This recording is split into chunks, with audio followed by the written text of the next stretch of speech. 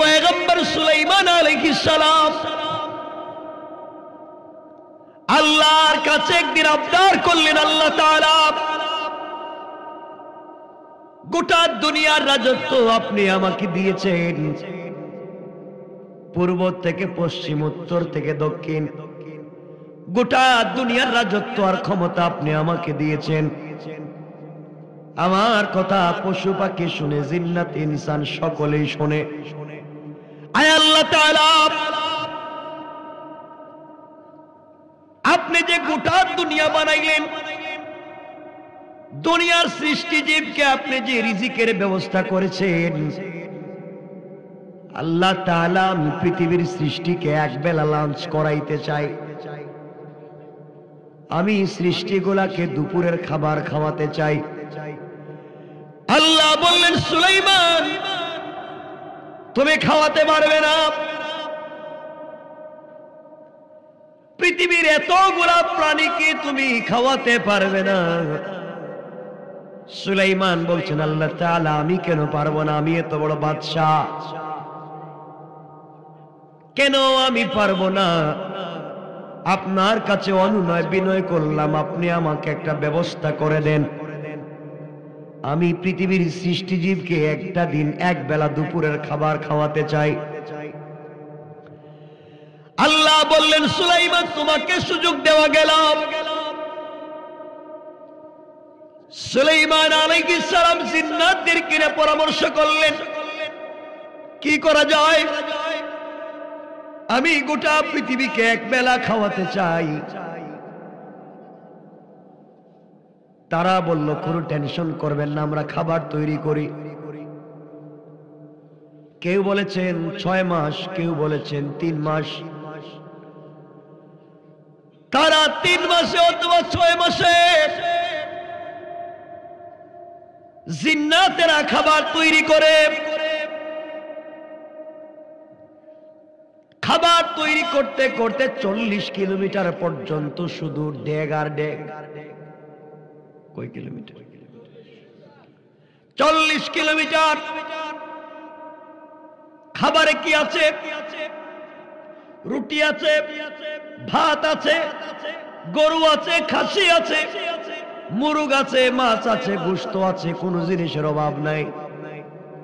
আফ্রিকার জঙ্গল থেকে বড় বড় গরু, দুম্বা, উট, মহিষ সবগুলাকে জবাই করে রান্না চলে।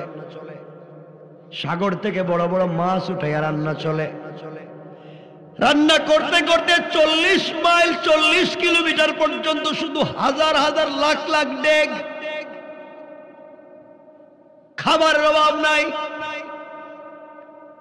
মুরগ পোলাও আছে, মাছ বোনা আছে, খাসির রেজালা আছে, যা চাইবেন সব আছে। সব যখন তৈরি করা হয়ে গিয়েছে, জিন্নাতেরা এসে বলছে, বাদশা জাহাপনা, 40 কিলোমিটার পর্যন্ত খাবারের অভাব নাই। আমরা চিন্তা করেছি আপনার গোটা দুনিয়াকে খাওয়ানোর পরে খাবার থেকে যাবে। সুলাইমান বললেন, থেকে যদি যায় তোমরা বন্টন করে খায়া নিও। জিন্নাতেরা এই অপেক্ষায় আছে, বন্টন করে সবার শেষে খাবে। সুলাইমান বললেন, লাইন ধরাও। বাঘের লাইনে বাঘ দাঁড়াইয়া গিয়েছে, সিংহর লাইনে সিংহ দাঁড়াইয়া গিয়েছে, মানুষের লাইনে মানুষ, জিন্নাতের লাইনে জিন্নাত, মাছের লাইনে মাছ। এক এক লাইন ধরে তিনি বলেন, লাইন ছাড়া বে লাইনে দিব না। সবাই লাইনে লাইনে আসবার, খাবার নিয়ে যাইবা। টেনশন করবা না, দৌড়াদৌড়ি তাড়াহুড়া করবা না, খাবার পর্যাপ্ত আছে, খাইয়া যাওয়ার সময় নিতে পারবা। সুবহানাল্লাহ কইলেন। আপনার যে হারে আমার দিকে তাকাইতেছে, মনে হইতেছে মনে আমি মনে ওখানে খাওয়াতেছিলাম নাকি। তা আমার বন্ধুগণ, এক পর্যায়ে লক্ষ লক্ষ ডেগে শুধু খাবার, গ্রামে পুরা দুনিয়া মুখরিত। লাইন ধরিয়ে রেখেছেন, এখন একজন একজন করে আসবে, প্লেট নিয়ে যা, খায়া যা, নিয়ে যা। লাইন ধরা শেষ, এমন সময় লাইন ছাড়া বে লাইনে একটা মাছ সুলাইমানকে বলতেছে, সুলাইমান তোমার লাইন টেন কিছু বুঝি না, এ লাইনে দাঁড়াবার মতো সময় নাই, আমি তো আরো আগে দুপুরের খাবার খাই, তুমি দেরি করে ফেলেছ, আপনি লাইনে লাইনে ওদেরকে খাওয়ান, আপত্তি নাই, বেলাইনে আসছি, আমাকে একটু খাবার দেন, আমি চলে যাই, আমার পেটে বড় খিদা, লাইনে থাকলে কিন্তু সবার শেষে যাওয়া লাগবে। সুলাইমান বললেন, জিন্নাতেরা শোনো, ওটার মুখের ভিতরে একটা বড় আস্তা গরু ঢুকায় দাও। কয়টা গরু? আস্তা একটা গরু ঢুকায় দাও। জিন্নাতেরা বলতে, বাদশা ও তো আস্তা খাইতে পারবে না, কই দাও, যা খাওয়ার সময় বাকি বাজু নিয়ে যাইব। মাছ ডাক দিয়া বলতেছে, সুলাইমান আমি হা করব, আর যতক্ষণ পর্যন্ত হা বন্ধ না করব শুধু দিতে থাকবে। সুবহানাল্লাহ বললেন না? আল্লাহু আকবার বলেন। সুলাইমান বলছে, ওটা হা করছিস তো গরু একটা দিলেই তো চাবাইতে পারবে না। আফ্রিকার জঙ্গল থেকে গরু একটা যদি ঢুকায় দিই তো খাইবি কেমনে? আমি তো হা করলাম, আপনি দিয়ে। আমার মুসলমান বন্ধুগণ, এই মাছটা হা করে বসে আছে, আর সুলাইমানকে বলছে যে এই সময় দেখবেন মুখ বন্ধ করেছি, মনে করবেন পেট ভরে গেছে, এর এক পর্যন্ত দিতে থাকবেন। হা করে মাছ যখন দাঁড়িয়ে আছে, জিন্নাতদেরকে বলেন এর মুখে আস্তে একটা গরু ঢুকায় দাও। জিন্নাতের আস্তা গরু ঢুকায় দিতে দেখা যায় তার মুখে লাগে নাই, খায় ফেলাইছে। সুলাইমান বলছেন, কি হয়েছে? কেমনে ভিতরে গেল বুঝলাম না। সুবহানাল্লাহ নাই?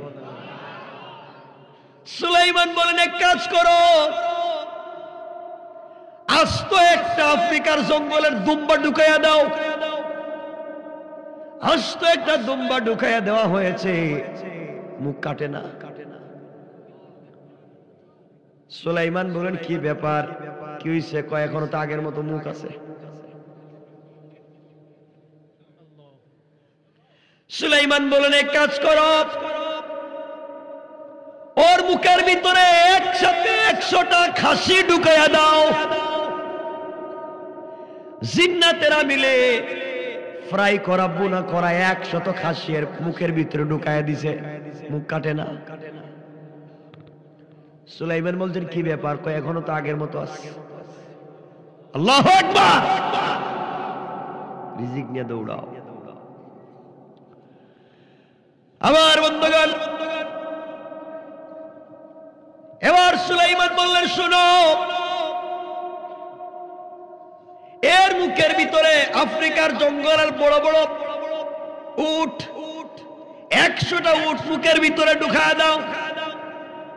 সবাই মিলে 100টা উট ঢুকায় দিয়েছে, সব খাইছে কিন্তু মুখ কাটে না। সুলাইমান বলেন, কি ব্যাপার, মুখ তো কাটে না। স্যার আমরা কি করব?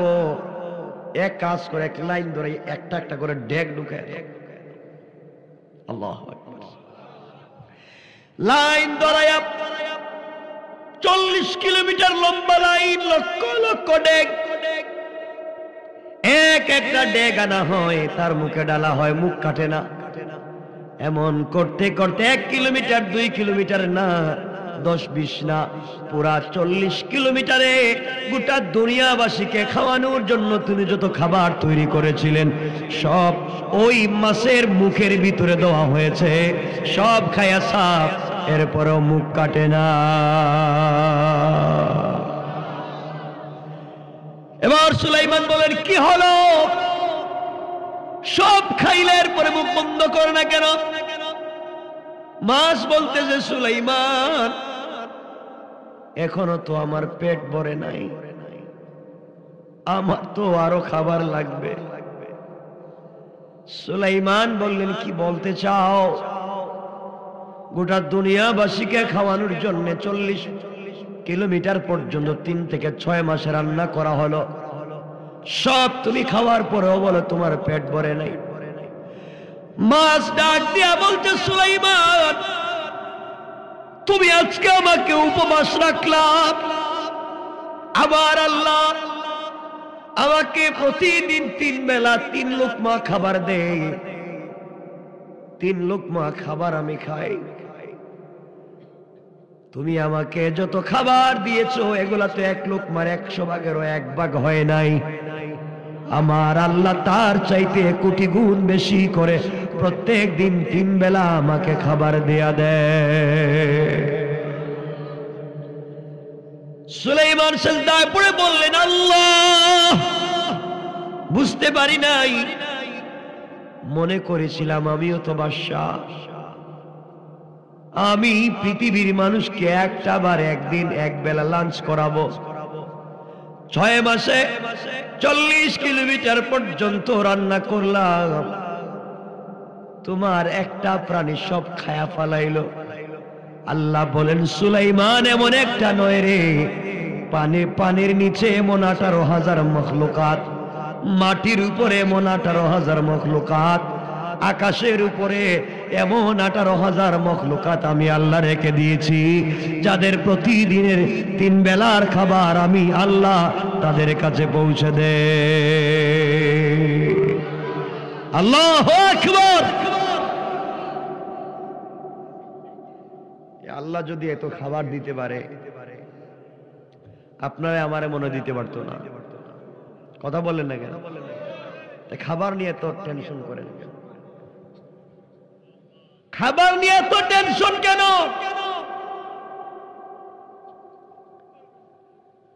এজন্য আল্লাহর প্রতি শুকর আদায় করেন। কালারকান্দির বহু লোকের খবর নেন, 50 বছর আগে তার মা বাপ ঘুমাইবার ঘর পায় নাই, গরিব ছিল, মানুষের বাড়িতে কাজ করছে, ধৈর্য ধরেছে। 40 বছর পরে আল্লাহ তাকে কোটি টাকার মালিক বানায় দিয়েছে। এমন লোক নাই?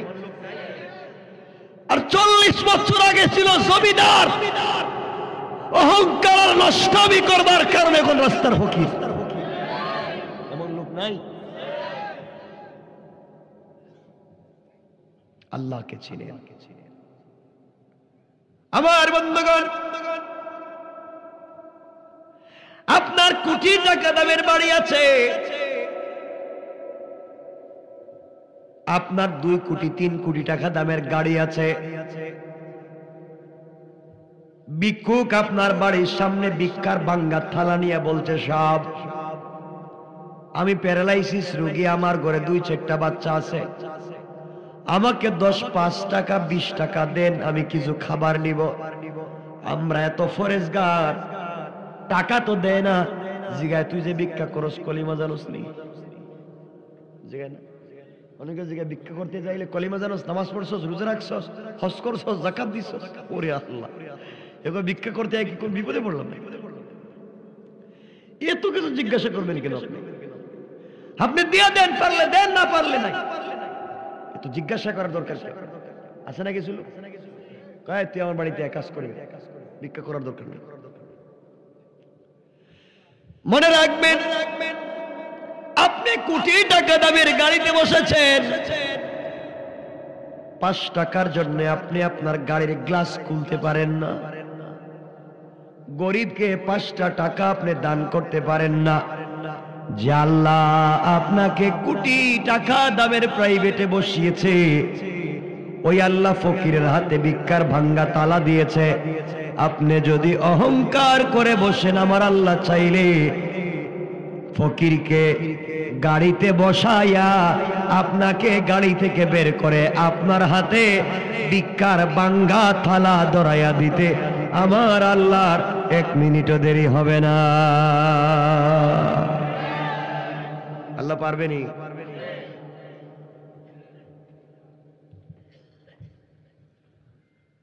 এজন্য অহংকার করা যাবে? বলেন, যাবে? আমার বন্ধুগণ, কথাগুলো দিল দিয়ে শুনেন। দুনিয়ার জমিনে অহংকার করবেন না। কুকুরের মধ্যে যে গুণগুলো আছে এগুলাই কমপক্ষে নিজের মাঝে নিতে হবে, ইনশাআল্লাহ। বলেন। আপনাদের আওয়াজে মনে হচ্ছে কষ্ট হইতেছে। কষ্ট হলে আলোচনা সামনের দিকে নিয়ে যাব।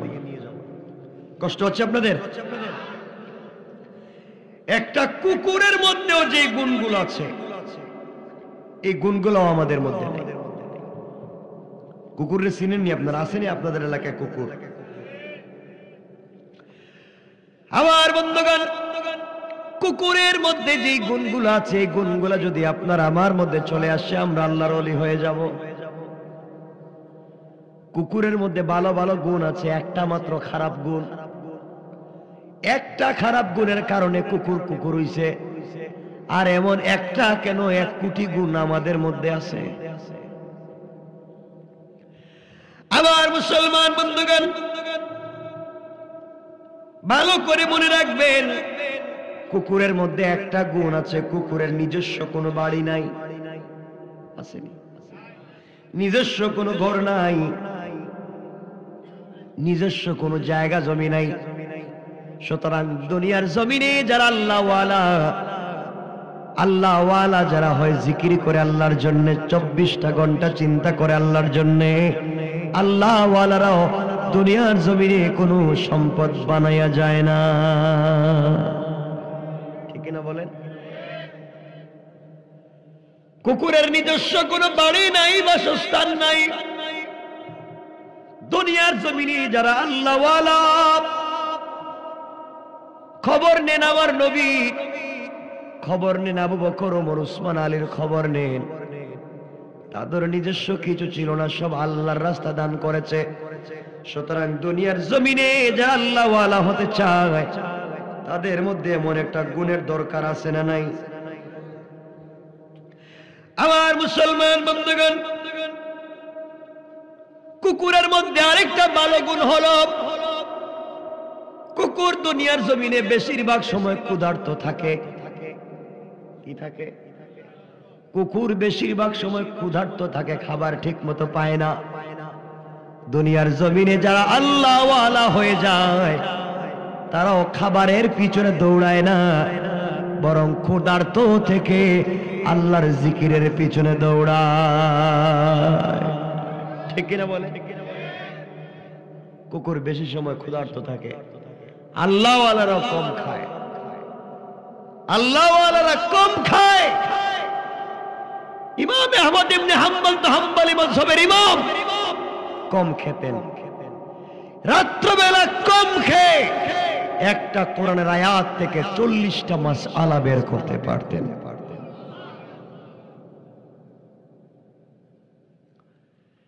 এই জন্য আল্লাহওয়ালাদের 1 নাম্বার গুণ, বাসস্থান নাই, সুন্দর বাড়ি গাড়ি নাই, দুনিয়ায় কিছু করে না, আখিরাতে করে। 2 নম্বর, তারা বেশিরভাগ সময় ক্ষুধার্ত থাকে, এরপরেও মালিককে ভুলে যায় না, মালিককে সব সময় স্মরণ করে। কুকুরের 3 নম্বর একটা গুণ হলো, কুকুর কম ঘুমায়। ভুল বলেছি? কুকুর কম ঘুমায়। দুনিয়ার জমিনে যারা আল্লাহওয়ালা, তারাও বেশি ঘুমায় না। কুকুর যদি ঘুমায়, তার কাছে আস্তে করে আওয়াজ দিয়ে দেখবেন উঠে দৌড় দিচ্ছে। আর আমরা এমন ঘুমাই, সামনে যদি 100টা বোমও মারে নড়ে না। কথা কোন?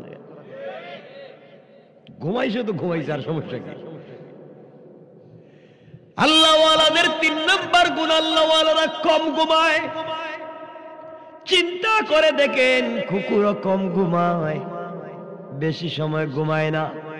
এজন্য দুনিয়ার জমিনে যদি আল্লাহওয়ালা হতে চান, স্বপ্নে রসুলে পাককে দেখতে চান, বেশি ঘুমানো যাবে না, গভীর রাতে ঘুম থেকে উঠে যেতে হবে।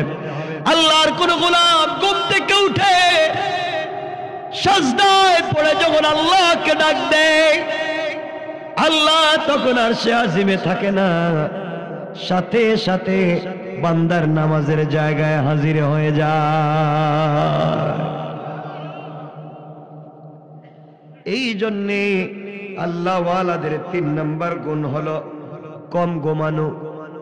কুকুরের 4 নম্বর গুণ হলো, কুকুরের পার্সোনাল ব্যক্তিগত কোনো সম্পদ নাই। আসেনি? জানা মতে আছে না? এলাকায় কি কুকুর কোন জায়গায় স্টাডি করছে? নাই। কুকুরের পার্সোনাল কোনো সম্পত্তি নাই।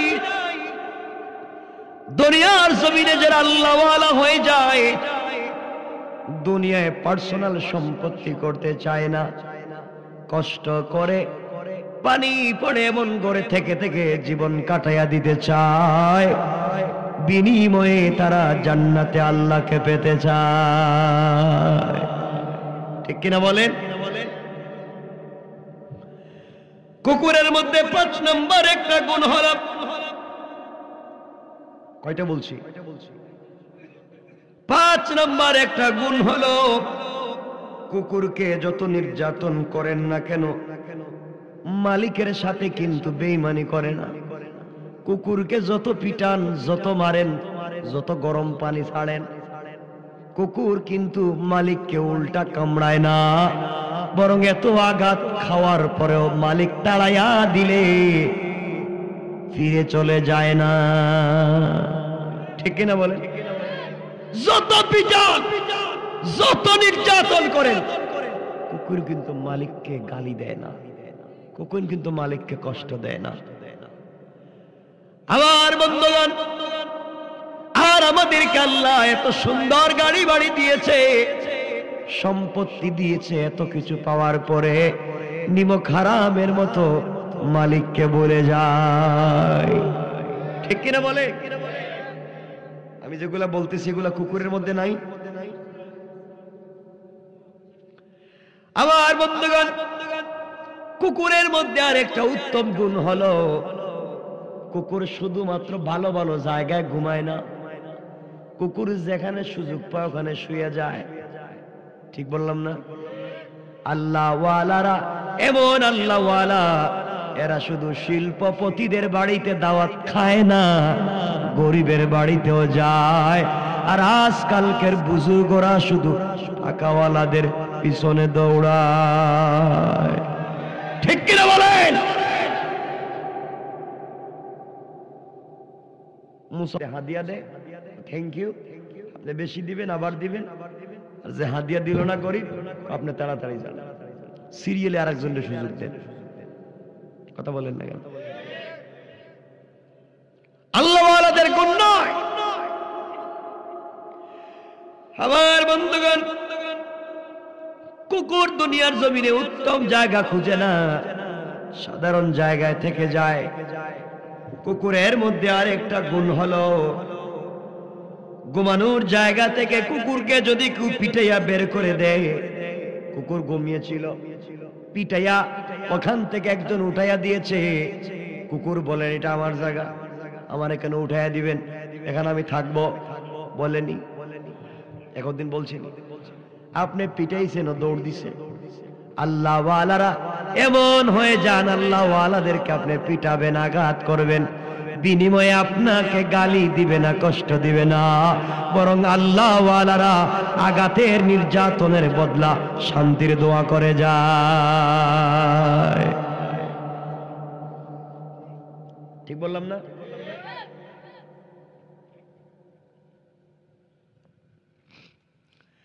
আমার আল্লাহ কোরআনে কারীমের ভিতরে এই ওলিদের কথা বলেছেন।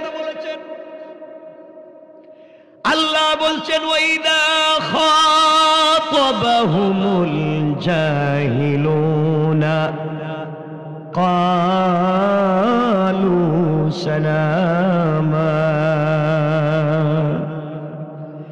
আল্লাহ রাব্বুল ইজ্জত ওয়াল জালাল বললেন, আমার গোলামদেরকে, আমার ওলিদেরকে কেউ যদি গালি দেয়, কষ্ট দেয়, গালির জবাব দেয় না, আঘাতের জবাব দেয় না, বরং গালি দিলে, আঘাত করলে গালির জবাবে যেই ব্যক্তি গালি দিল ওই ব্যক্তির জন্য শান্তি আর দোয়া করে যায়। কোন সুবহানাল্লাহ।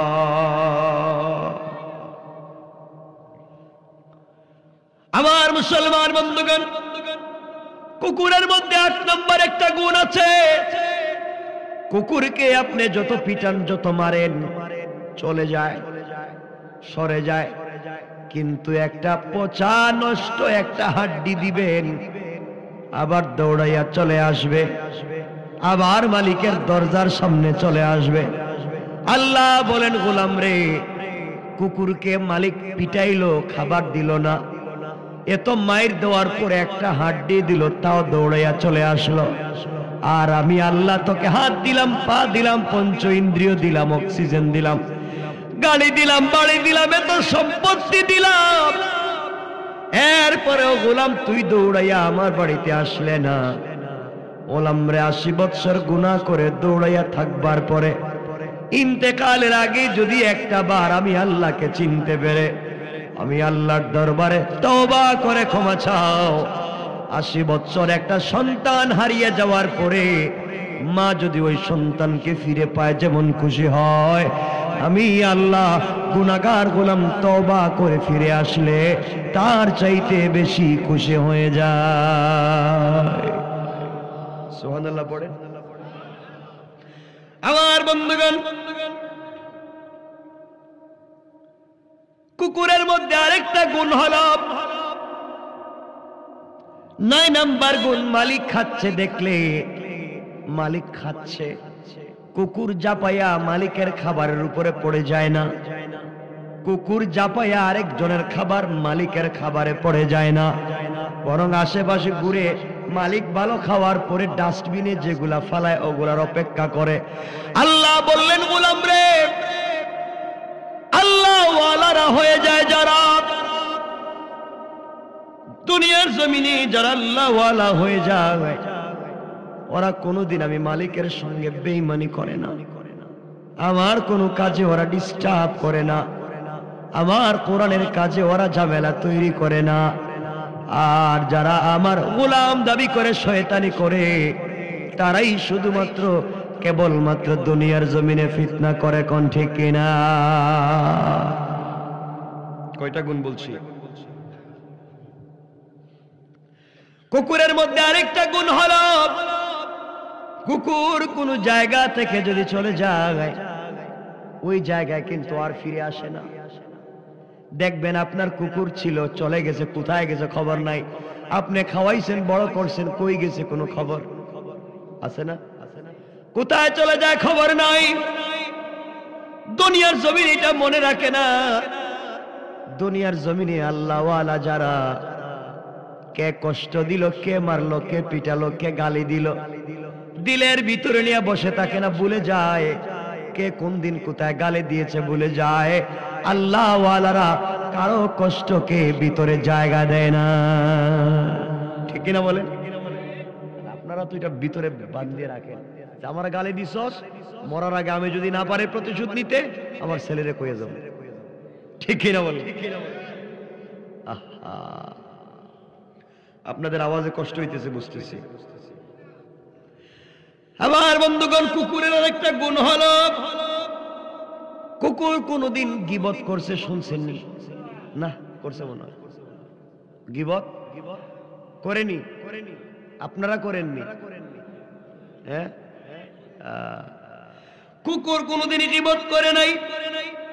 কুকুর কোনদিন বন্ধুর সাথে বেঈমানি করে নাই। কুকুর কোনদিন দুনিয়ার জমিনে অন্যায় করে নাই এতটুকুন যতটুকুন আমরা করি। কিন্তু কুকুর হলো কেন? এত ভালো কাজ থাকবার পরে কুকুর হলো কেন? আল্লাহ বলছেন কুকুরের মধ্যে একটা আছে, সেটা হলো হিংসা। কুকুরের ভিতরে কি আছে? হিংসা নাই? এমন হিংসা কুকুরের ভিতরে আছে। এখানে একটা মরা জিনিস পড়ে আছে, আশেপাশে তার আরো বহুত কুকুর আছে, কাউরে খাইতে দিবে না, সবরে মারে, একা খাবে। সবগুলারে দৌড়াইতে গিয়া কাক বস্তু নিয়ে গেছে। কথা বলেন না কেন? নিজেও খাইলো না, নিজের মতো কাউকে খাইতে দিবে না, অন্য কেউ নিয়ে যাক, মাগার তার নিজের কাউরে খাইতে দিবে না। কথা বলেন না কেন? কুকুরের মধ্যে এমন হিংসা আসেনি?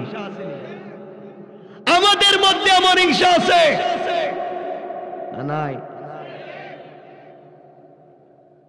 আমি এটা পারি নাই, আমার জাতি অন্য কাউকে এটা দিতে দিবে না, প্রয়োজন অন্য কেউ আসুক। দরকার হইলে আলিম উলামাদেরকে ডুবাবার জন্য আলিম আলিম একত্রিত হয় না, জালিমের সাথে মিলে আলিমরে পিটা। ঠিক কিনা বলেন? আমরা এমন খারাপ হয়েছি, আমরা এত নিচে নামছি, আলিমে আলিমে দেখাতে পারে না। আপনাদের কষ্ট হচ্ছে বুঝতেছি, আমি লম্বা করতে চাই না। কষ্ট হচ্ছে না? মানে বলাই হয়েছে যে বেশি লম্বা করা যাবে না। শুনেন না, আলিমে আলিমে এত ঝামেলা, এক হুজুর আরেক হুজুরে দেখতে পারে না। এই পিসাব রেখে কাফির। কথা বল না, আসেনি কথা বলে আছে। এই খানকার পীরে দেখতে পারে না, এই মাদ্রাসার প্রিন্সিপালে দেখতে পারে না, এই মসজিদের খতিব সাহেব এই মসজিদের খতিব সাহেব দেখতে পারে না। কয়ে শুধু খতম পড়ে আমার দাওয়াত দেয় না। ঠিক বললাম? হের মুরিদ গুলো সব দুনিয়া, আমার মুরিদ গরিব। মার শুরু হয়ে গেছে। এজন্য আমার বন্ধুগণ, দুনিয়ার জমিনে ফিতনা করা যাবে না। মানুষগুলাকে একসাথে নিয়ে চলবার চেষ্টা করেন, নামাজ পড়ে একসাথে মানুষকে নিয়ে চলবার চেষ্টা করেন। আল্লাহ বলেছেন, গোলাম রে, দুনিয়ার জমিনে একসাথে যদি চলতে পারো, আমি আল্লাহ কথা দিলাম, গোলাম কথা দিলাম, ইন্তেকাল করতে দেরি হবে, আমি আল্লাহর তৈরি জান্নাতে যেতে দেরি হবে না। কোন সুবহানাল্লাহ, আওয়াজ করে কোন আল্লাহু আকবার। আমার বন্ধুগণ, আল্লাহ রাব্বুল ইজ্জত ওয়াল জালাল বলেছেন, গোলাম রে, এই দুনিয়ার জমিনে শর্টকাট যদি জান্নাতে যাইতে চাও, আমার রাসূল যেই পথের কথা বলেছেন সেই পথে যদি চলতে পারো, গোলাম দুনিয়ার জমিনে আমার রাসূলকে যদি চিনতে পারো, ইন্তেকালের পরে রাসূলের নিজ হাতে হাউজে কাউসারের পানি পান করবা, আল্লাহর আরশে আজিমের ছায়ায় থাকতে পারবা। আর আমি আল্লাহ কথা দিলাম, দুনিয়ায় যদি আমার রাসূলকে চিনতে পারো, আমি আল্লাহ বিনা হিসাবে জান্নাতের ওয়াদা দিলাম। এই জন্য এই মুহূর্তে আমি আপনাদেরকে সংক্ষেপ করে একটা আমল বলবো। এই আমল বলেই আলোচনা সংক্ষেপ করে দেব। একটা মাত্র আমল যদি আপনি করেন, লাইফ কামিয়াব। পারবা তো ইনশাআল্লাহ? বলেন না ইনশাআল্লাহ? আমার মুসলমান বন্ধুগণ, গভীর মনোযোগ। আল্লাহর পয়গম্বর, আখিরি জামানার নবী জনাবে মুহাম্মদুর রাসূলুল্লাহ সাল্লাল্লাহু আলাইহি ওয়াসাল্লাম মদিনার মসজিদে বসা, নবীজির সামনে আলী বসা, সাহাবায়ে কেরাম বসা। আলীকে বললেন, আলী রে, আমি কি আজকে তোমাকে কিছু ওয়াজ করব, নসিহত করব? এই নসিহত গুলা যদি তুমি মানতে পারো, ইন্তেকাল করলে জান্নাতুল ফিরদাউসে চলে যাইবা। আলী বললেন, ইয়া রাসূলুল্লাহ, আপনি বলেন। নবীজি বললেন, আলী রে, তুমি যদি জান্নাতে যেতে চাও বিনা হিসাবে, আল্লাহর আরশে আজিমের ছায়ায় থাকতে চাও, আমার নিজ হাতে হাউজে কাউসারের পানি পান করতে চাও, প্রত্যেক দিন রাত্রে, প্রতি রাত্রে তুমি 4000 দিনার আল্লাহর রাস্তায় দান করবা। তুমি যদি প্রতি রাতে 4000 দিনার আল্লাহর রাস্তায় দান করতে পারো, 4000 টাকা আল্লাহর রাস্তায় দান করতে পারো, ইন্তেকাল করলে বিনা হিসাবে জান্নাতে যাইবা। কোন সুবহানাল্লাহ। আলী বললেন, ইয়া রাসূলুল্লাহ, আমার ঘরে মাসের পর মাস চুলা আগুন ধরে না, এক বছরেও তো 4000 দিনার মিলাইতে পারবো না, আর আপনি বললেন প্রত্যেক রাত্রে আমি 4000 দিনার দিব। আল্লাহর রাসূল বললেন, আলী রে, আমি কি বলে দেব, কেমনে দিবা? আলী বললেন, ইয়া রাসূলুল্লাহ, আপনি বলেন প্রত্যেক রাত্রে 4000 দিনার দান করার সওয়াব কেমনে পাবো, কেমনে বিনা হিসাবে জান্নাতে যাব? আল্লাহর নবী বললেন, আলী রে, তুমি যদি প্রতি রাত্রে ঘুমাতে যাওয়ার আগে, বিছানায় যাওয়ার আগে মাত্র 4 বার সূরা ফাতিহা পড়ে ঘুমিয়ে যাও, 4 বার সূরা ফাতিহা পড়লে 4000 দিনার দান করার সওয়াব পেয়ে যাইবা। সুবহানাল্লাহ পড়েন, আওয়াজ করে পড়েন। কয়বার? মাত্র 4 বার। আমরা তো 4000 টাকা দেওয়ার তৌফিক নাই প্রত্যেক রাত্রে। আল্লাহ রাসূল বলছেন, আলী রে, তুমি যদি 4000 দিনার দান করার সওয়াব নিয়ে ঘুমাতে চাও, তাহলে অবশ্যই প্রত্যেক রাত্রে 4 বার সূরা ফাতিহা পড়ে ঘুমায়া যাইবা। আল্লাহ তোমার আমলনামায় 4000 টাকা দান করার সওয়াব দিয়ে দিবে। সুবহানাল্লাহ পড়েন। আমরা পারবো তো ইনশাআল্লাহ? সবাই বলেন, মনে রাখবেন। এবার আলী বলছেন, ইয়া রাসূলুল্লাহ, আমার আরো কিছু ওসিয়ত করেন, নসিহত করেন। নবীজি বললেন, আলী রে, তুমি যদি বিনা হিসাবে জান্নাতে যেতে চাও, আমার হাতে হাউজে কাউসারের পানি পান করতে চাও, আল্লাহর আরশে আজিমের নিচে কিয়ামতের দিন থাকতে চাও, তাহলে প্রত্যেক রাত্রে 30 পারা কোরআন খতম করে ঘুমাইবা। যেই ব্যক্তি প্রত্যেকটা রাত্রে 30 পারা কোরআন খতম করে ঘুমাবে, আল্লাহ তার জন্য জান্নাতের 8টা দরজা খুলে দিবে। কোন সুবহানাল্লাহ। আলী ডাক দিয়া বলছেন, ইয়া রাসূলুল্লাহ, তাহলে ঘুমাবো কখন? 30 পারা পড়তেই তো রাত্র শেষ হয়ে যাবে, আমি ঘুমাবো কখন? নবীজি বলেন, আলী রে, তুমি যদি বিছানায় যাওয়ার আগে মাত্র 3 বার সূরা ইখলাস কুল হু আল্লাহ পড়ে ঘুমিয়ে যাও, 3 বার সূরা ইখলাস পড়ার কারণে আল্লাহ তোমার আমলনামায় 30 পারা কোরআন খতমের সওয়াব লিখে দিবে। সুবহানাল্লাহ পড়ে। তার কত সহজে জান্নাত চান আপনারা। এবার আলী বললেন, ইয়া রাসূলুল্লাহ, আপনি আমাকে আরো কিছু ওসিয়ত করেন, নসিহত করেন। নবীজি বললেন, আলী রে, এবার তোমাকে একটা বড় ওসিয়ত করতেছি, শোনো। ইয়া রাসূলুল্লাহ, বলেন তো, কি বলবেন? নবীজি এবার বলেন, আলী রে, ঘুমাতে যাওয়ার আগে জান্নাতের মূল্য পরিশোধ করে ঘুমাইবা। তুমি যেই জান্নাত চাইবা, আল্লাহ তোমাকে যেই জান্নাত দিবে, ওই জান্নাতের মূল্য পরিশোধ করে ঘুমাইও। আলী এবার চোখের পানি ছেড়ে বলছেন, আল্লাহর রাসূল, আপনি কি বলছেন জান্নাতের মূল্য? আল্লাহ বলছেন, জান্নাতে যে একটা পাথর দিবেন, একটা পাথরের টুকরা, আসমান জমিন লৌহ কলম আরশ কুরসি যা আছে সব বিক্রি করে দিল, জান্নাতি মহিলাদের উড়নার মধ্যে যেই পাথর থাকবে, ওই পাথরের পর্যন্ত দাম হবে না। আয় আল্লাহ তাআলা, এত বড় জান্নাত, ওগো পয়গম্বর আরবি, এই জান্নাতের মূল্য আমি কেমনে পরিশোধ করে ঘুমাবো? আমার নবীজি বললেন, আলী রে, তুমি যদি ঘুমাতে যাওয়ার আগে মাত্র 3 বার দুরূদ শরীফ পড়ে ঘুমিয়ে যাও, 3 বার দুরূদ পড়লে জান্নাতের মূল্য পরিশোধ হয়ে যায়। আল্লাহু আকবার বলেন। কত সহজ করে বলবো। আমার বন্ধুগণ, আপনাদেরকে বলছি, 4 বার সূরা ফাতিহা পড়বেন, 4000 টাকা দান করার সওয়াব পাবেন। 3 বার সূরা ইখলাস পড়বেন, 30 পারা কোরআন খতমের সওয়াব পাবেন। 3 বার দুরূদ শরীফ পড়বেন, জান্নাতের মূল্য পরিশোধ করার সওয়াব পাবেন।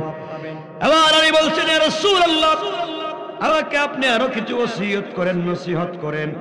এবার নবীজি বলেন, আলী রে, তুমি প্রত্যেকটা রাত্রে একটা ঝগড়া মিটাইয়া ঘুমাইবা।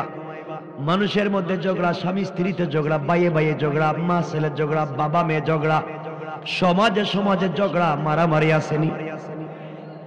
তুমি যদি প্রতিদিন রাত্রে ঘুমাতে যাওয়ার আগে একটা ঝগড়া মিটাইয়া ঘুমাও, আল্লাহ তাআলা এর বিনিময়ে তোমাকে জান্নাতুল ফিরদাউস ওয়াজিব করে দিবে।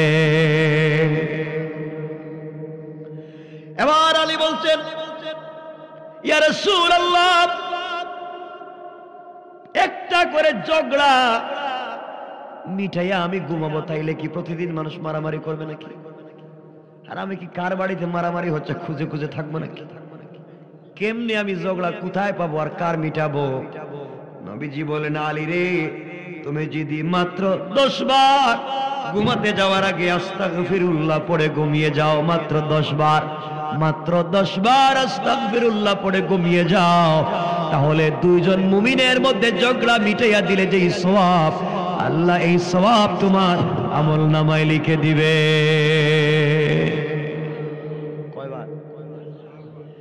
আমার নবীজি বলেছেন, আলী রে 10 বার যদি আস্তাগফিরুল্লাহ কেউ পড়ে প্রতিদিন, আর মোটামুটি 70 বার যদি আস্তাগফিরুল্লাহ পড়ে, কিয়ামতের দিন আমি নবীজির উপরে তার জন্য শাফাআত করা ওয়াজিব হয়ে যায়। কয়টা বলছি বলেন না? 4টা। 5 নাম্বার, বিশ্বনবী বলছেন, আলী রে তোমাকে আরেকটা ওসিয়ত করে দেই, এটা পালন করবা ইয়া রাসূলুল্লাহ। বলেন। 5 নাম্বার ওসিয়ত হলো, ঘুমাতে যাওয়ার আগে একটা মকবুল হজ এবং একটা মকবুল উমরা করে তুমি ঘুমাইও। আলী বলছেন, ইয়া রাসূলুল্লাহ আমি মদিনায় আমি কেমনে এখন উমরা করতে প্রত্যেক রাত্রে যাব? প্রত্যেক রাত্রে কেমনে আমি হজ করবার কবুল হবে কিনা তা তো জানি না। ইয়া রাসূলুল্লাহ এটা তো আমার দ্বারা সম্ভব না। নবীজি বলেন, আলী রে তুমি যদি ঘুমাতে যাওয়ার আগে প্রত্যেক রাত্রে 4 বার কালিমায়ে তাওহীদ পড়ে ঘুমিয়ে যাও, তাহলে একটা মকবুল হজ একটা মকবুল উমরা করার সওয়াব তুমি পেয়ে যাবে। সুবহানাল্লাহ পড়েন। আমার বন্ধুগণ, কত সহজ মকবুল উমরা মকবুল হজ করার সওয়াব যদি পেতে চান, মাত্র 4 বার কালিমা তাইয়্যিবা পড়বেন, কালিমা ইমানিয়া পড়বেন, কালিমা তাওহীদ পড়বেন। আর যদি আপনারা দুনিয়ার জমিনে ঝগড়া মিটিয়ে জান্নাতে যেতে চান, 10 বার আস্তাগফিরুল্লাহ পড়বেন। জান্নাতের মূল্য দিতে চান, 3 বার দুরূদ শরীফ পড়বেন। 30 পারা কোরআন খতম করে ঘুমাতে চান, 3 বার সূরা ইখলাস পড়বেন। 4000 দিনার দান করে ঘুমাতে চান, 4 বার সূরা ফাতিহা পড়বেন। 4 বার সূরা ফাতিহা, 3 বার সূরা ইখলাস, 3 বার দুরূদ শরীফ, 10 বার আস্তাগফিরুল্লাহ, 4 বার কালিমায়ে তাইয়্যিবা, কালিমায়ে তাওহীদ, কালিমায়ে ইমানিয়া। এটা পড়তে সব মিলিয়ে 5 মিনিট লাগবে না? কথা বলেন না কেন? এগুলা যদি করতে পারি, রাসূল বলেছেন এই আমলগুলা প্রত্যেক রাত্রে যেই ব্যক্তি করবে, কিয়ামতের দিন আল্লাহ তার হিসাব তো নিবেন না, বরং তার সুপারিশে কয়েকশো লোককে জান্নাতে পাঠাইয়া দিবে।